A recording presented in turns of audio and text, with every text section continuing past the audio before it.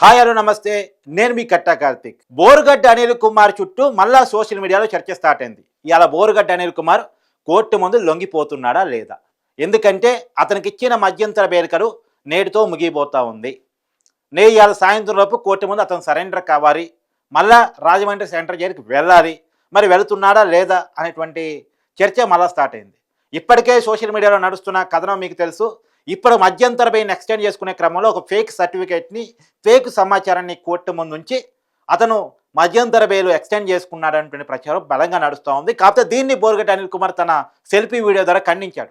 మా అమ్మకి నిజంగానే ఆరోగ్యం బాగాలేదు, నా మీద కూటమి ప్రభుత్వం కుట్ర పన్నుతా ఉంది, నాకు ప్రాణహాని ఉంది, జైల్లో చంపే ప్రమాదం ఉంది, నారా లోకేష్ నుంచి, పవన్ కళ్యాణ్ నుంచి, చంద్రబాబు నుంచి నాకు ప్రాణహాని ఉందని చెప్పే ప్రయత్నం బోరుగడ్డ అనిల్ కుమార్ చేశాడు.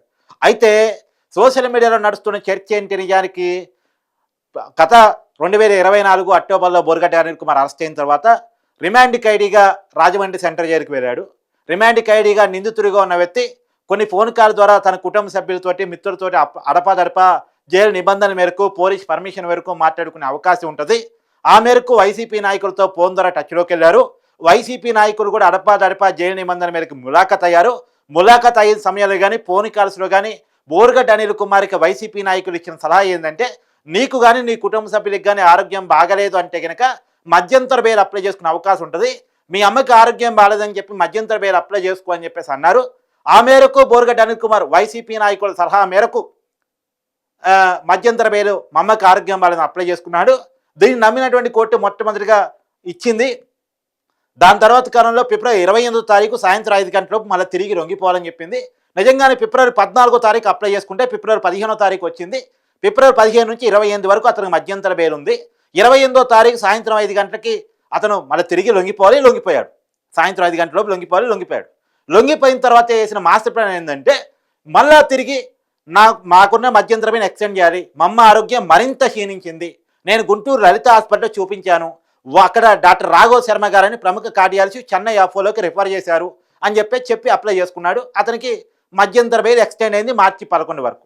అయితే ఇతనిచ్చిన సర్టిఫికేట్ ఫేకా, ఇతనిచ్చిన సమాచారం నిజమా కాదా చెక్ చేసుకోమని చెప్పేసి పీపీని కోర్టు ఆదేశించింది. అది చెక్ చేసుకోవడానికి అనంతపురం జిల్లా పోలీసులు, గుంటూరు జిల్లా పోలీసులు ప్రయత్నం చేయగా ఇదంతా ఒక తప్పుడు సమాచారం. అతను వాళ్ళ అమ్మని లలిత హాస్పిటల్లో అడ్మిటే చేయించలేదు, అక్కడ డాక్టర్ రాఘవ్ శర్మ గారు ఎలాంటి రెఫరెన్సు చెన్నై అపోలోకి చేయలేదు, అది తప్పుడు పత్రం, సైన్ కూడా రాఘవ్ శర్మ గారిది ఫోర్జరీ చేశారు అనేటువంటిది ఇప్పటికీ బయట జరుగుతున్నటువంటి ప్రచారం. ఇది పోలీసులు చెప్తున్నట్టుగా ప్రచారం జరుగుతూ ఉంది. ఇప్పుడు దీని మీద పోలీసులు కొత్తగా కేసులు నమోదు చేయబోతున్నారు. ఫోర్జరీ కేసు, చీటింగ్ కేసు, కోర్టును తప్పుదోవ పట్టించిన దాని కింద కేసు నమోదు చేయబోతా ఉన్నారు. కోర్టులో దీన్ని ఇప్పటికే సబ్మిట్ చేయడానికి పోలీసులు రెడీ అవుతున్నారు. ఇవాళ సాయంత్రం బోరుగడ్డ అనిల్ కుమార్ లొంగిపోతాడా లేదా అన్న దాన్ని బట్టి కోర్టులో పోలీసులు పిటిషన్ వేయబోతా ఉన్నారు. కోర్టు ఆదేశాల మేరకు కేసును నమోదు చేసే పరిస్థితి కనపడతా ఉంది. ఈ కేసులు కనుక నమోదైతే ఖచ్చితంగా బోరుగడ్డ అనిల్ కుమార్ మరింత చిక్కుల్లో పడ్డవాళ్ళు అవుతారు. ఇప్పటికే పోలీసులు చెన్నై అపోలోకి వెళ్ళి నిజంగా ఇక్కడికి వాళ్ళ అమ్మను పట్టుకొని బోరుగడ్డ అనిల్ కుమార్ వచ్చాడా లేదు చెక్ చేసుకునే ప్రయత్నం చేసినప్పుడు అక్కడెక్కడ సీసీ కెమెరాల్లో బోరుగడ్డ అనిల్ కుమార్ కనపడలేదంట ఒకటి. తర్వాత అసలు నిజంగా చెన్నైలో ఉన్నాడా లేదా చెక్ చేసినప్పుడు అసలు బోరుగడ్డ అనిల్ కుమార్ చెన్నైలో లేడు, హైదరాబాద్లో గడుపుతున్నాడు అనే సమాచారం పోలీసులు కొంత కనిపెట్టడం. రెండోది మధ్యంతర బెయిల్లో వచ్చిన వ్యక్తి పోలీసులకు ఎలాంటి సమాచారం ఇవ్వకుండా అటు ఇటు తిరగటం ఏంటి అనేటువంటిది. ఇవన్నీ కాకుండా ఒక ఫోర్జరీ సైను, ఒక తప్పుడు సర్టిఫికేటు, కోర్టును తప్పుదోవ పట్టించడం, ఇలాంటి అనేక అంశాన్ని కోర్టు ముందు పోలీసులు నివేదించడానికి సిద్ధమైనట్టు తెలుస్తూ ఉంది. ఇవి కనుక నివేదించబడితే కాకపోతే ఇవన్నీ పిటిషన్ వేయడానికి ఈ సాయంత్రం బోరుగడ్డ అనిల్ కుమార్ తిరిగి లొంగిపోతాడా అన్న దాన్ని బట్టి చూద్దాము. లొంగిపోకపోతే మాత్రం అది కూడా పెద్ద కేసు అయ్యే అవకాశం ఉంటుంది. ఇప్పుడు మనకు తెలుస్తున్న సమాచారం ఏంటంటే, విజయవాడ పట్టాభిపురం పోలీసులు మరొక కేసు విషయంలో కూడా బోరుగడ్డ అనిల్ కుమార్ అదుపులో తీసుకోవడానికి కోర్టులో పిటిషన్ దాఖలు చేయబోతా ఉన్నారు. ఒకవేళ ఇవాళ బోరుగడ్డ అనిల్ కుమార్ కనుక కోర్టులో లొంగిపోతే మరొక కేసులో, ఇప్పుడు అనంతపురం జిల్లా సంబంధించినటువంటి కేసులో రాజమండ్రి సెంట్రల్ జైల్లో ఉన్నాడు. అదే కేసు వివిధ పోలీస్ స్టేషన్లో బోరుగడ్డ అనిల్ కుమార్ మీద ఉన్నాయి కాబట్టి విజయవాడ పట్టాభిపురం పోలీస్ స్టేషన్లో బోరుగడ్డ అనిల్ కుమార్ మీద దందా చేసినటువంటి కేసులు కొన్ని నమోదై ఉన్నాయి. ఆ కేసుల్లో అదుపులోకి తీసుకోబోతున్నారు అనేటువంటిది కూడా మనకున్న సమాచారం. కానీ ఏదైనా బోరుగడ్డ అనిల్ కుమార్ చిక్కుల్లో పడబోతా ఉన్నాడు. ఇప్పుడు బోరుగడ్డ అనిల్ కుమార్ చెప్పింది అబద్ధం అని కనుక కోర్టులో పోలీసులు ప్రూవ్ చేయగలిగితే ఖచ్చితంగా బోరుగడ్డ అనిల్ కుమార్ రాబోయే కాలంలో మధ్యంతర బెయిల్ కానీ నార్మల్ బెయిల్ పొందడానికి కూడా అవకాశాన్ని కోల్పోయినోడు అవుతాడు, కొత్త కేసులు పెట్టించుకున్నాడు అవుతాడు. ఇది కంటెంట్ ఆఫ్ కోర్ట్ అయ్యే అవకాశం కూడా ఉంటుంది. ఎక్కువ కాలం జైల్లో గడిపే పరిస్థితే ఉంటుంది. ఖచ్చితంగా ఇబ్బందులు కొని తెచ్చుకున్నాడు అవుతాడు. ఇప్పటికే గత కొన్ని నెలలుగా జైల్లో గడుపుతున్నటువంటి బోరుగడ్డ అనిల్ కుమార్ ప్రస్తుతం మధ్యంతర బెయిల్లో బయట తిరుగుతున్న బోరుగడ్డ అనిల్ కుమార్ ఈ అవకాశాన్ని కోల్పోయినోడు అవుతాడు. రాబోయే కాలంలో దాదాపు ఇంకా కొన్ని నెలల పాటు జైల్లోనే గడిపే పరిస్థితిలోకి బోరుగడ్డ అనిల్ కుమార్ వెళతాడు. ఇప్పటికే గతంలో కోర్టు కామెంట్ చూసాం బోరుగడ్డ అనిల్ కుమార్ పట్ల. ఇలాంటి వ్యాఖ్యలు చేసిన ఇంకొన్నాళ్ళు జైల్లో ఉంటే తప్పే ఉంది, జైల్లో ఉంచాల్సిందే, ఇతను బెయిల్ ఇవ్వడానికి వీలు లేదని చెప్పినటువంటి కామెంట్స్ మనం చూసాం. నిజానికి ఇప్పుడు కోర్టునే తప్పుదో పట్టించాడనేది కనుక కోర్టు నమ్మితే ఇది మరింతగా బోరుగడ్డ అనిల్ కుమార్కి ఇబ్బందిగా మారే అవకాశం ఉంటుంది. ఇంకొన్ని నెలలొద్దు, అది సంవత్సరాలేదో చెప్పలేం. కానీ ఇదివే ఇప్పటికే కేసుల మీద కేసులు నమోదవటం ఒకటి, ఇక కోర్టును తప్పుదో పట్టించారనే కేసు రెండవది. అంటే ఆల్రెడీ ఉన్నటువంటి క్రిమినల్ కేసులు సరిపోక ఈ కొత్త కేసులు.